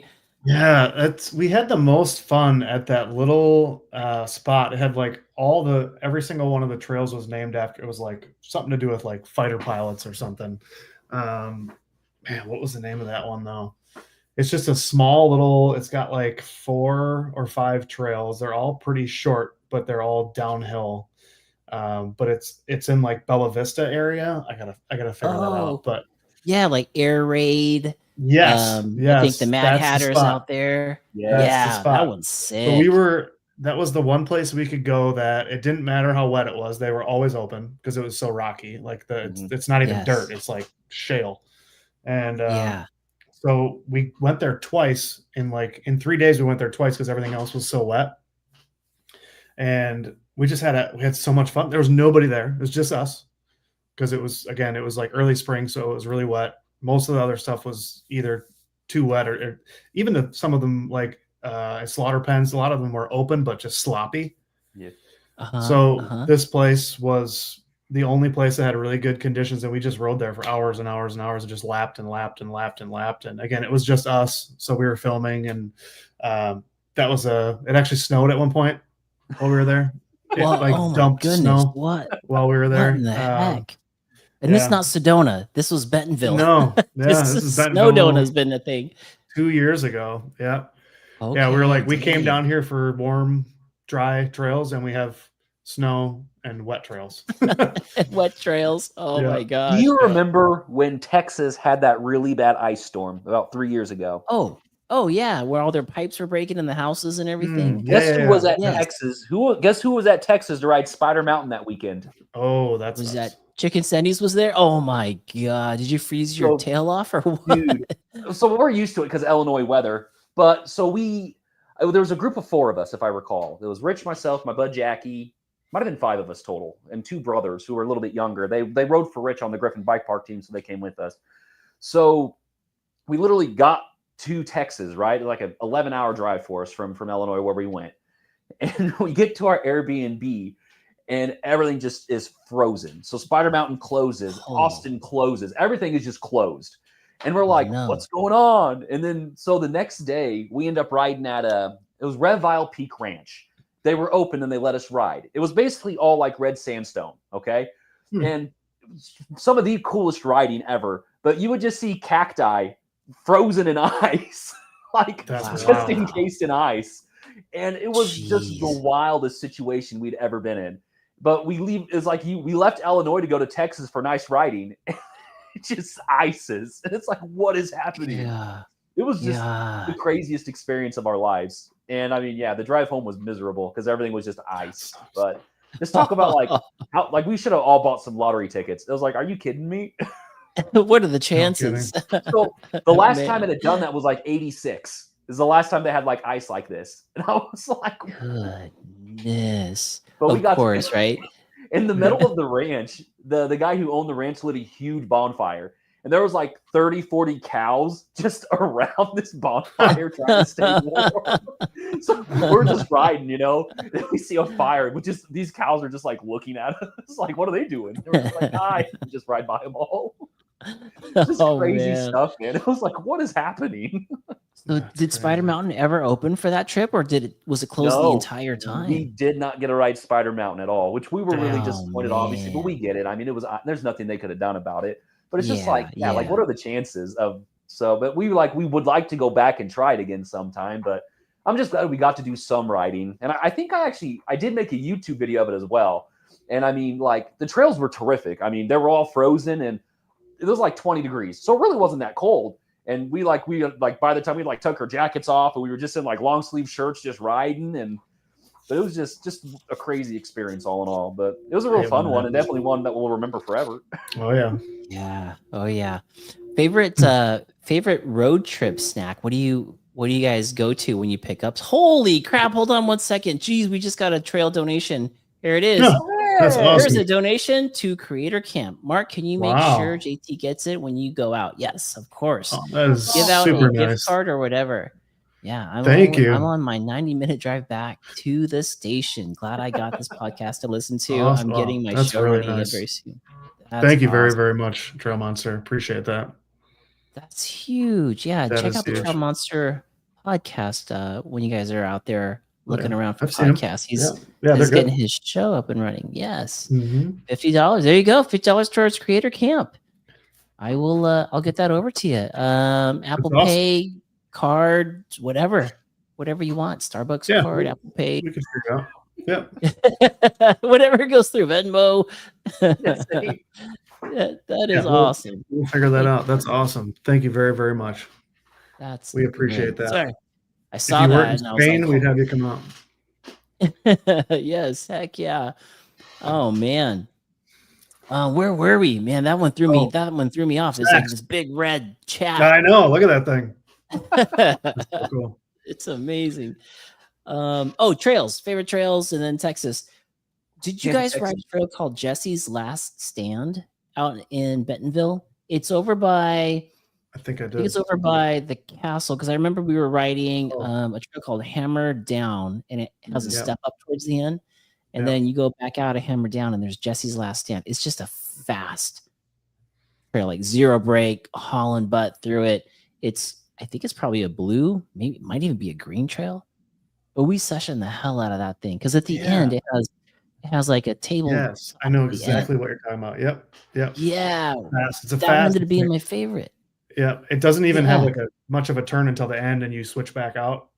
Yes, that's But it. it's like, yeah, it's just a lot of rollers. Yeah, that is super fun. Yeah, If you so so fun. for that step up that you're talking about, and it's like I said, it's been 2 years, I guess a year and a half since I had been. If you go to the right, isn't there like a trail called Apple or something of that nature? And there's like a really long skinny that's like a tree that's down. Yes. There's a bunch of Okay. Apple. That whole area is all Apple related. Okay, so are you talking? Is the one you're talking about to the left after that, or is it Yes, just part of that like- little system there? No, at the end of Hammer Down, you hit that step up, and then I think the exit is to the left. Okay, So yes. you go out to the left, and then you wind around, and then I believe that's where you catch Jesse's Last Stand. It's on the way Okay, out, so- and then when you finish, you're kind of looking across the park to the Masterpiece. yes. Masterpiece Yep, is going to be yep, out in front of you. yep. So Yeah. our Airbnb when we stayed was a block away from the start of all that. No So way. yes, we were just Oh. so we would ride down and we just kept hitting the hammer down and all that, and we would just do that over and over because we were literally a block away. So like all the other guys were done at like 5:00. So Josh would go out and just session it and go back to the Airbnb. I love that step up That at was the awesome, end of man. Hammer Down. That thing is so fun. You hit that berm to the right, and then like as you're gaining all that speed, you look up, and it's just Oh yeah. it's just you have time to just think enough. Not too much, not too little. Yeah. it's Those, true. and that's the cool thing about Bentonville. There's just sprinkles of trails everywhere, and it's man, the way the system's laid out is awesome. It's just so fun. Yes, I love that spot. The Waltons know what they're doing. That's for sure. That's definitely for sure. And they got the money And- to do it. They do. We should see if they want to. Hey, get one of them to Creator Camp. Yeah, no kidding. Yeah, I got a funny story. We were at the YT tent, and when Bobo was riding for YT, he was talking about the party that he went to that one night. One of the nights they had like a Continental had a big party at night, and Bobo was there, and he's like, "Dude, I was talking to this guy. I think he was like high on drugs. He kept saying weird stuff like, one of these days I'm going to the moon." And Bobo was like, yeah, sure, you're going to the moon. And then he talked like all this like crazy stuff. Turned out it was one of the Waltons, so it wasn't so Yeah. crazy because he's like, oh shit, that guy really is going to go to the moon someday. But just wild who That is you're hanging wild. out with. And you guys know the feature Drop the Hammer out there. I was looking at it for my first time. I was with Riding Dirty, and we were both looking at it, thinking like, okay, I know I'm gonna do this, and I think this is in my wheel set. And then this guy comes around, and he's got like these circular sunglasses, and he doesn't look like a mountain biker, but he's just like, hey, this is built just for you to just ride off it. At the speed that you're going and the way that your front tire dips, it's gonna match the landing. It's no problem. And he talked me into it, and I did it, and the guy was super stoked, and I was stoked that he was there. And it turns out that was the same dude, one of the Waltons. He was walking up way. the little tent thing later. He's like, "Hey, Mark," and he's like, "Congrats on that hammer." And then I looked at Bobo. He goes, "That's the guy. That's the guy that's going to the moon. He's That's going to the moon. He's going to the moon." And then he did. Oh It was my gosh. insane. It was insane. Johnny saying riding is great there, but the Bentonville Bike Fest is just fun to hang with all the people. That's so true. It's very true. Yeah. Yeah. We had a podcast studio up there, Johnny and I did, and with the Arkansas folks. And That it was was just cool. people coming in and out. It was fun. It That was was so fun. fun. Yeah, it was, especially for those of us that weren't there. That was a fun way to like feel somewhat part of it, to just watch a bunch of your podcasts. That was cool. I like that. Yeah. God, that was so good. That was so good. I think Johnny had people lined up, and then schedules change and everyone's running late, and there's always like the set times are always moving. I think Johnny was like, "Oh well, screw it. I'm gonna Yeah. have fun." Oh, it was good. But Josh, going back to the mountain bikes, so you skate, you play guitar, you ride bikes. Like, when did you learn all this stuff? Did So- you start as a kid? Were you lucky to be exposed to this as a kid, or is this later in life type of thing? I've been mountain biking about 5 years, 6 years now Wow. total. So that's how long I've been Holy actually mountain biking for. So not really super long compared to a lot of people, but Hmm. I've been skateboarding since like 7th grade. So that's the thing I've done the longest is skateboarding. I kind of shared a couple, like not to get too much into my personal life, but my brother passed away when he was 17. He was 5 years older than I was, so I was around 12 when he passed. But Oh, he I'm had sorry. always wanted to learn how to play guitar. So he's actually the reason why I started to play guitar. And I really didn't start to play guitar until my 20s, mid 20s. But it was just one of those things where I got home from college and found his old guitar. He was going to buy a guitar from a friend and ended up, I think my mom paid for it to keep it. So, and it was like an old K series guitar. And I wish at the time I didn't realize how much value that guitar would hold to me. And I don't know what happened to it. And I've looked for it again and I cannot find it. And it's really kind of heartbreaking because there's been a couple moves and stuff. But I really started to learn to play guitar because of him. It's kind of like a way for me to help remember him. And when I was in 5th grade, he would drive me to school in the mornings, and he would always love to show me the new songs he got off Napster, right? It was right around that time where you would spend 7, 8 hours to download a song, and it was the wrong song. But he'd be like, "Hey, Josh, you need to hear this song," and he'd listen to it and play it for me and stuff. And it's just really cool that I can kind of live through him again in a weird way with guitar. And this was something he always wanted to do. So it's really cool that, when I play guitar, I think about him. And some of my videos, you'll see a little Scooby-Doo, and it's because he loves Scooby-Doo. So a lot of the stuff that I have that's Scooby-Doo or Teenage Mutant Ninja Turtle, it's stuff that he enjoyed and that he liked. So there's a lot of stuff that you see that I have, and people don't know that about me. It's, I like that stuff too, but it's really because of Jeremy. And, he was my older brother. And like, who do you look up to when you're growing up? It's your brother. And we'd play basketball together and all that stuff. And it's just, so my Scooby-Doo straps and things like that. And that's just, I love it. It's just, I see that stuff. I'm like, man, Jeremy would like this. So I'll grab it and buy it. And it's just a really cool way for me to, remember him by. So. Very cool. Oh, that's a really cool story, man. He was young. Hey, Yep. what was it? So do you feel comfortable sharing what yeah, happened? you're fine. Or? I mean, it sucks, but so he was 17, and that's the weird part. Like, I've been alive twice as long as he has now because I'm going to be 35, right? It was a car accident, sadly. It was him and 5 friends. 4 of them passed away. 2 survived. And I'm from a smaller community. My hometown has about 30,000 people in it. So, I mean, it's a tragedy in itself, but I mean, it really affected the community in a really hard way. But, the way it brought us together at the same time, I mean, and sometimes great things come from tragedies in a weird way. Like now I have 4 mothers who I call mom and love dearly.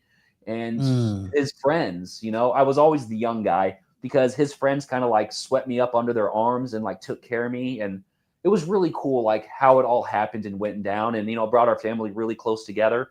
But it was just, it was hard, just I was at my friend's house and my mom and with her boss where she worked at, the owner of the Dairy Queen she managed. And rainy day, like it's like crazy movie kind of a thing, just terrible rainy night, and knocks on the door and tells me that Jeremy was in an accident and passed away. And I mean, it's just, like those memories that are just, just like engraved into your head. It's just, you could relive them at any time type of thing. Yeah. And he was, like, he was an older brother, he'd spit in my face and pin me down. Don't get me wrong. He was an older brother, but I mean, he was truly a good person. He really was. And I mean, just like still talking to people that were his friends and things, it's, his memory is still alive and it's awesome. So, but no, anything that I can do that helped me remember Jeremy, I try to do. And So yeah, a lot of my stuff, you'll see like little things sprinkled that like no one has any idea that that's. I think this is like the first time I really shared this with really the YouTube aspect of anything. So I love that Gretsch. That thing is so cool. Yeah, look at that thing. It was Beautiful. it's a double platinum 40th anniversary or 140th anniversary double platinum Gretsch. It's like a really cool like sparkly white finish. Wow, Thing's that's gorgeous. pretty. Plays That's awesome pretty. too. How many guitars do you have, I was Josh? just So gonna ask. now, why are we asking hard Yeah, questions that don't need Yeah. answers? I want to know the. I want to know the bike depends on who's listening. to guitar ratio. So Yeah. at one point, I had 5 guitars listed on Facebook Marketplace, and if I sold those 5, I'd still have 15. Oh, Yeah. Ooh. So I definitely have Wow. more guitars than bikes, but it's a lot easier to buy a guitar, and a lot of guitars are actually kind of cheaper than bikes too. You know, if you're not buying USA made and stuff like that. So I kind of have issues. It's a good habit. Addictive personality. That's what we'll say. Yeah. A very addictive personality. Yeah. But the good thing is, my wife was a stay-at-home for 5 years, and she's terrific with finances. So I'm like, hey, Mara, I want to buy this. Am I okay or not? Mhm. That's huge. That's helpful. How many of them are your favorites? How many favorites do you have? It depends on the day. Some Yeah, days I'm in like a hard rock mood, and like Yeah. some days I want to play worship music. I don't know what kind of, I don't know what's going to go on Mhm. that day.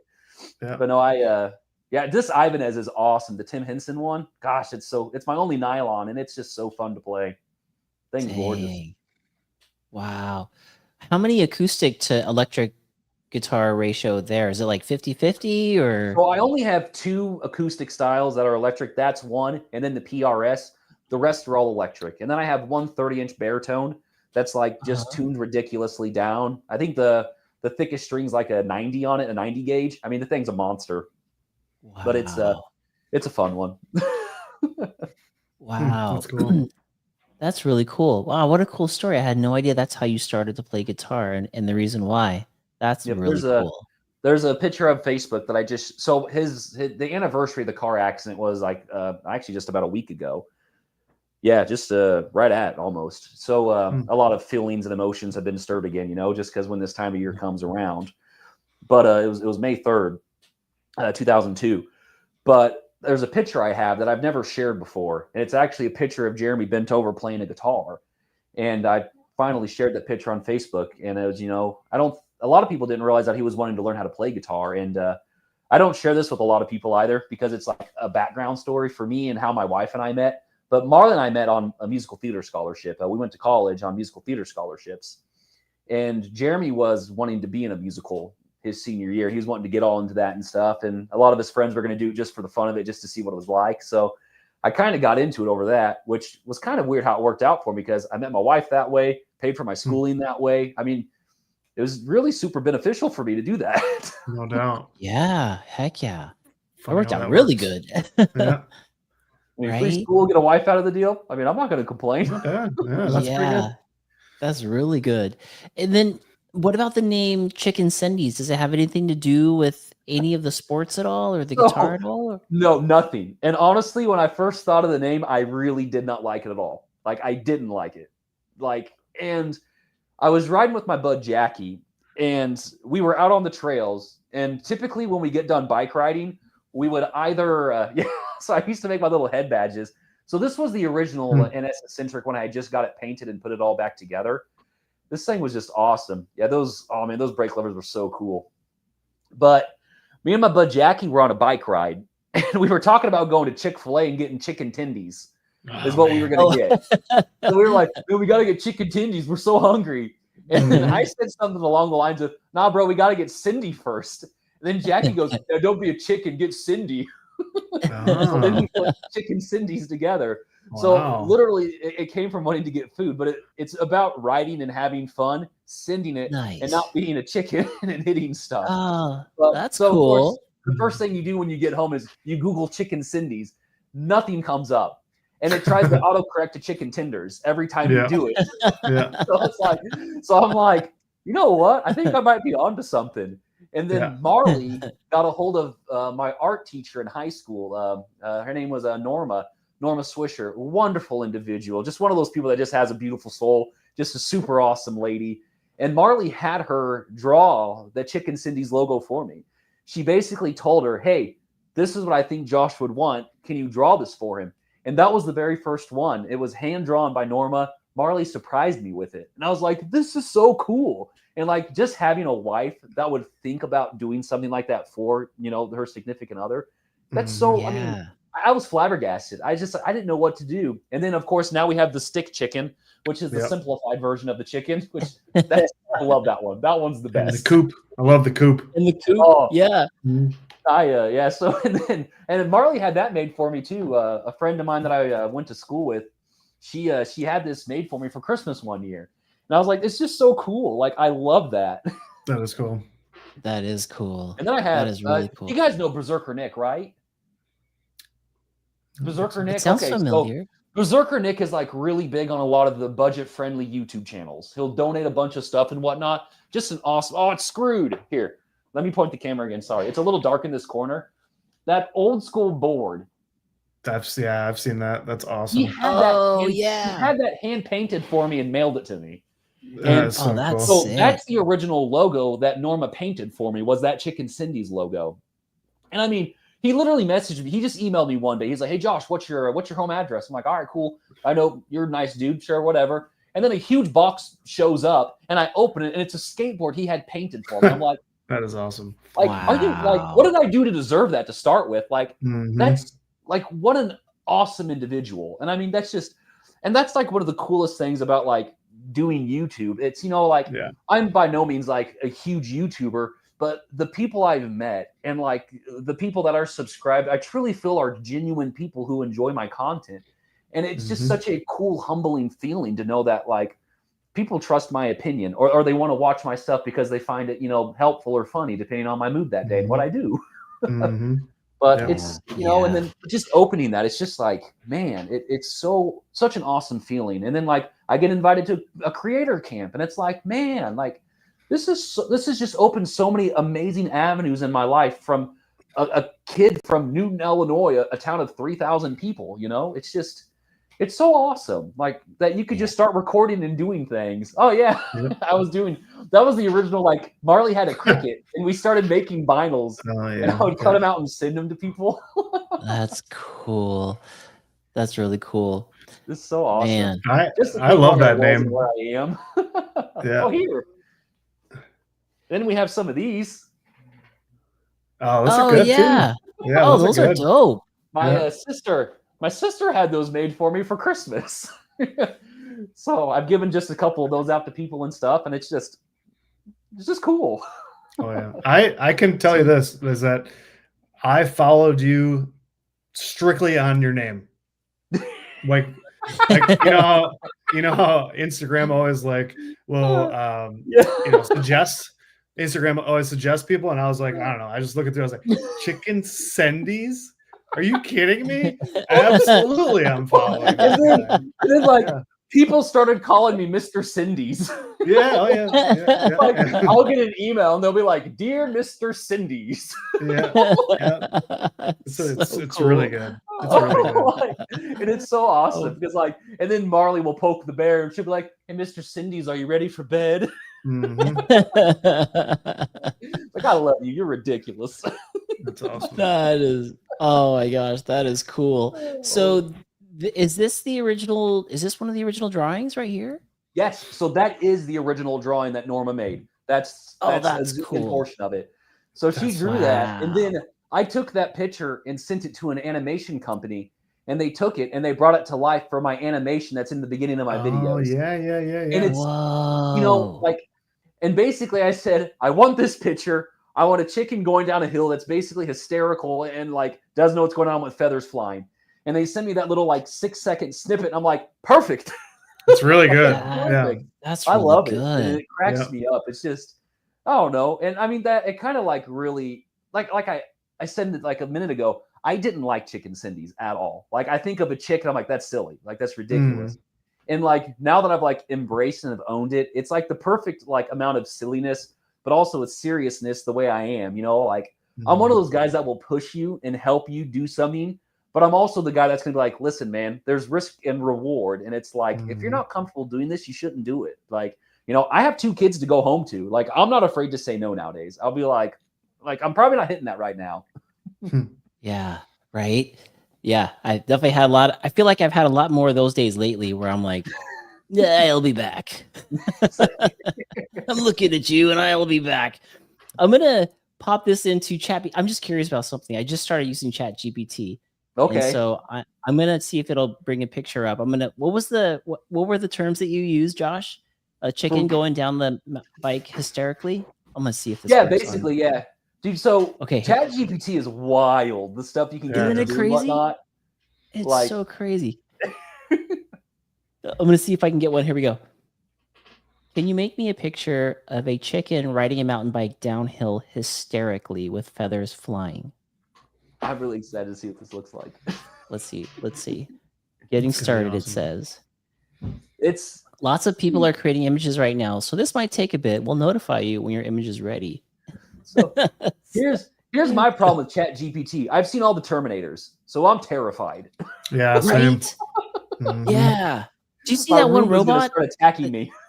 Right? Did you see that one robot that actually bunny hopped on the table? I think that Oh, was yeah. real. Was it real? I or thought They so. have AI? one doing a front flip Yeah. now, don't they? Do Like they on a really? bike, like a front flip on a bike. Oh What? yeah, that's true. I Yes. saw that too. Yeah. Mm-hmm. I'm scared. Yeah. I'm scared. Someday we're gonna be watching Crankworks. When it's gonna be too dangerous, and they're just gonna let robots do it. Right? We'll go. And who can after program that, the we'll- robot the best? Oh my god. We'll watch It's- Red Bull Robots, and then we'll go to what's Yeah. the BattleBots? We'll have a beer Yeah, and there we'll you watch go. BattleBots.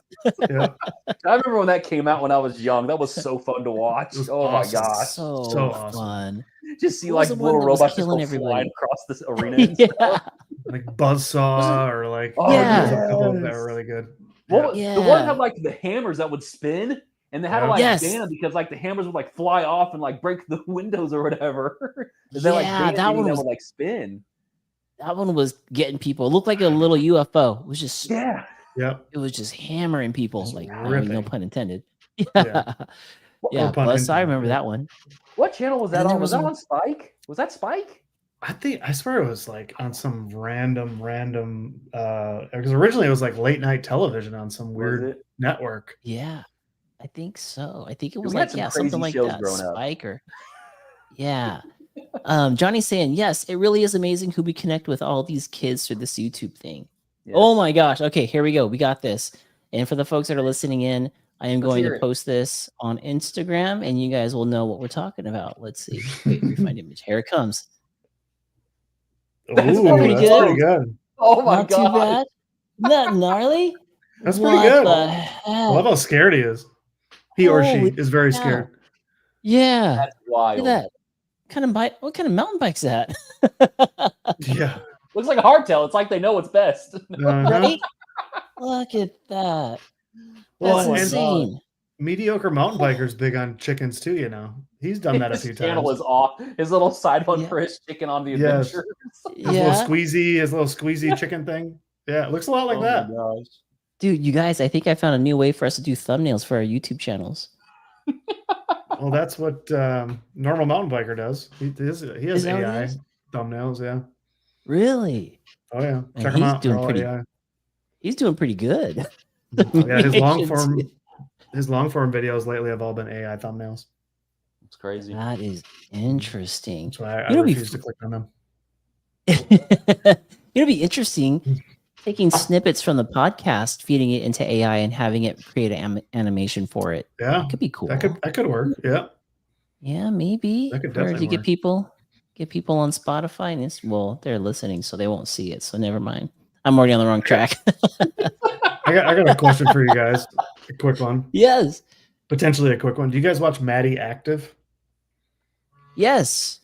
So, okay, I watched some of his stuff, but Mhm. it like pops up because a lot of the stuff, like a lot of the videos he does, is some of the stuff that I typically, do as well in a weird way with the budget mountain bikes and Yep. like upgrading Yep. and stuff. So that's why Yep. a lot of his stuff pops up on mine. Yeah. So he does a lot of lately, at least he seems to sprinkle in these videos, a lot of doom and gloom videos, about like people like his last video. If you read the comments in that one, it's very, very interesting because the whole video is about why everybody's leaving mountain biking. And so, of course, I watched it and I read a ton of comments, and a lot of people are disagreeing with him pretty heavily. But I'm curious, like, and this topic has come up before, but like, where are you guys at with that? Do you feel like people are leaving mountain biking? Do you like, is mountain biking trending where it's getting less popular? Are less people mountain biking? Are people selling mountain bikes and getting out of it completely? What do you think about that? I don't think so. I mean, from where I am, I don't see it at all. I see more people. I see the same people that I see, but more people coming to the trails. Maybe bike sales are down, but Yeah, as far as like 100%. getting on the trail and seeing the community Yeah. community looks bigger to me. Yeah. Yeah. I would say right now is definitely a buyer's market. Excuse me. Right now, I mean, like just on Facebook Marketplace, things like that, you can buy a bike brand new for $4,000 from a store, and you'll be lucky to sell it for $2,000 unridden. It is 100% a buyer's market. But Totally. also, I mean, Lord knows how long the whole COVID situation is going to keep on trickling with what happened, because bikes were out of stock for a year and a half. So people were waiting months to buy bikes, and now it's an oversaturation of bikes. And we're seeing this because of companies closing, bikes now collecting dust on shelves. And I sadly think people are potentially losing jobs and positions just with some life things that are going on, and they're trying to sell their bikes. And now there's an oversaturation there. But then you have companies like Kona. What do they do? Buy one, get one free? Is that what it was? Yeah. Did they really? Well, I mean, Holy crap. Oh, yeah. It was buy one, get one free, right? That's what they were doing? I think it was, yeah. Yeah. So, I mean, they were Holy liquidating. I mean, they were getting rid of everything they could. And then, like GT. And I mean, you just see all these businesses that are just, so it's like it's kind Rebel of a scary just went time. under. Rebel. And then mom and pop Rocky shops Mountain. are closing, sadly. Like I said, I work part-time at the store here at Pilsen's, Pilsen Pedal Works. Like, we're getting business from Champaign area because sadly a mom and pop shop closed, and that's like a 45-minute drive.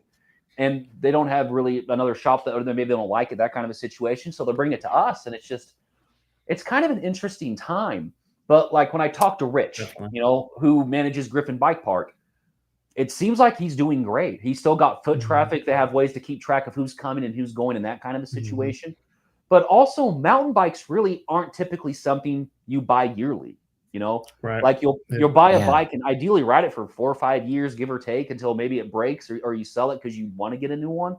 So, everyone bought all these bikes a year ago. So, I feel like there's kind of a slow period right now because of that as well. And I could be wrong there, but that's just what I see personally. But I mean, if you're looking to get into sport, used market's pretty stinking good right now. Man, yeah. Ooh. Yeah. Even new is not bad. No. Right. Yeah, there's crazy Everything's always discounts. everything's always Super on sale. discount. It feels like as soon as they're on sale, things move. As soon as they're regular price, it stops, is what it looks like. Yeah. I mean, I don't know the last time I bought something MSRP.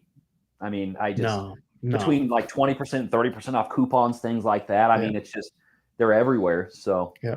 And even MSRP on a lot of bikes is getting way more reasonable. Like what you can buy for $2,000 now compared to what it was 10 years ago. There's a video I want to make because of that, because I really started the channel with budget builds. Like that's what I did. I was, and at the time the direct to consumer was kind of new. Like there really wasn't a lot of companies. Canyon was like one of the bigger ones that did it. And then Raleigh kind of went to the format, which that really kind of rubbed a lot of people wrong because that kind of closed down a lot of mom and pop shops because they carried that specific bike brand.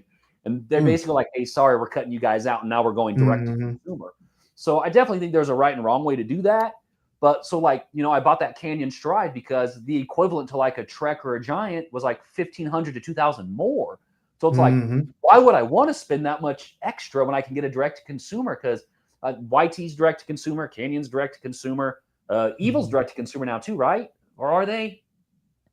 I'm not sure. I know Ari bikes though. There's another one. Ari, yeah. So I used to actually have a Fazari. That was my first full suspension. Was a Fazari Abajo Peak, and at the time it was $1,800 for a full suspension through axle, front and rear, and there was nothing in that price point for a full suspension. Yeah. I mean, there there wasn't, and it came with the dropper. That's really good. I mean, and this was before I did YouTube actually, so you won't find any videos of me on that one. I have a couple pictures of it, but coming back to your topic, there are now some giant hardtails that are around $800 to $1,000 that are through axle, front and rear, and it's like, when you're looking Yeah. at let's the Ozark Trails, right? Walmart is coming a storm with the Ozark Trails. You know, they now have an Ozark Trail with a rear through axle. Yeah. Like the that's slalom. unheard of for a budget bike. Like it's not something that and so the trickle down is real, but you're still talking about buying a $500 bike to, let's say we talk about a Polygon. You can get a $1,200 to $1,400 Polygon. Yeah, After you those put are the money crazy. into, after you put the money into that Ozark Trail, you're going to be right around the Polygon price point. Yep. So, Mhm. and it's really hard to categorize though, because it's like, if you want to learn how to work on your bike and like you want to get into riding right now, maybe the Ozark Trail is a better choice. But if you Definitely. could save up a little bit and wait to get a Polygon, that might be a better option for you too. Mhm. Because at the end of the day, buying a complete is always going to be cheaper than building a bike up, period. I mean, Yeah. that's just what it is. Yeah.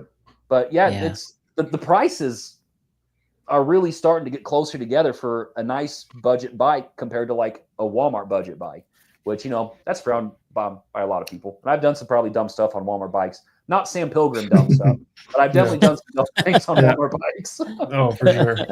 Yeah. Dude's Could hit the monster. 60-foot gap on this bike. Like if I can make it to the lip. That's so dude's wild. Yeah.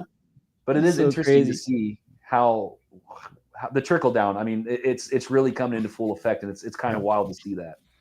But yeah, I agree with you guys. That's my thoughts on it too. I just sometimes those rage bait videos, they get me, and then I'll watch it and I'm like, it's what are we doing here? You know what I mean? Like why are we saying these things just to get clicks and just to get people talking in the comments so that your video gets pushed up? Like I don't know. It's an interesting read, I'll say that. It's a good way to get like a little microcosm of the community, is go read that comment section, because everybody's represented in there from every walk of life. Everybody's opinions are all there. It's thousands of comments. It's pretty interesting, but I just was curious what you guys thought. I agree with you.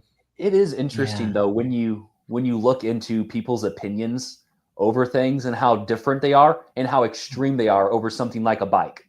Sure. Mhm. Yeah. It's pretty Right. eye-opening.